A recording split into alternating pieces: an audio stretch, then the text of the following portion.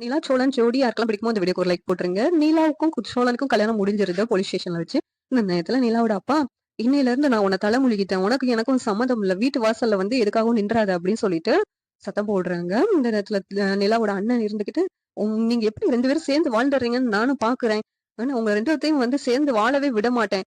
எங்க குடும்பத்தையும் இப்படி அவமானப்படுத்திட்டீங்களா போலீஸ் ஸ்டேஷன் வரைக்கும் வர வச்சு. நீ நிலா உன்னை வந்து அவன் கூட சேர்ந்து வாழவே விட மாட்டேன். அப்படின்னு சொல்லிட்டு சொல்லிக்கிட்டு இருக்காங்க. உங்க 2 பேத்தையும் வெட்டி போட்டாதான் என்னோட ஆத்திரமே அடங்கும் அப்படின்ட்டு.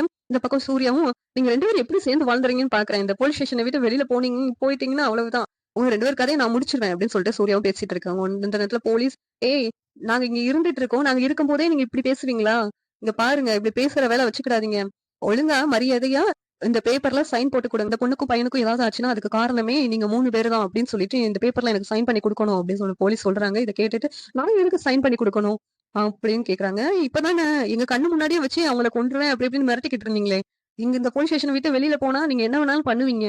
அதனால இந்த பேப்பர்ல சைன் பண்ணி குடுத்துட்டு தான் இந்த இடத்த விட்டு நீங்க கிளம்பணும் அப்படின்னு சொல்லிட்டு போலீஸ் சொல்றாங்க. இத கேட்டுட்டு இந்த 3 பேரும் சைன் பண்றாங்க. வேற வழி இல்லாம சைன் பண்ணிட்டு, இங்க பாரு நிலா, நீ வந்து என்னைக்காவது இவன பத்தி தெரிஞ்சுட்டு நீ வீட்டு வாசல்ல வந்து நிக்க போற. என்ன அப்ப பாத்துக்கிறேன். எனக்கு ஒரு பொண்ணு இருந்தா இன்னைக்கு அவ செத்து போயிட்டா.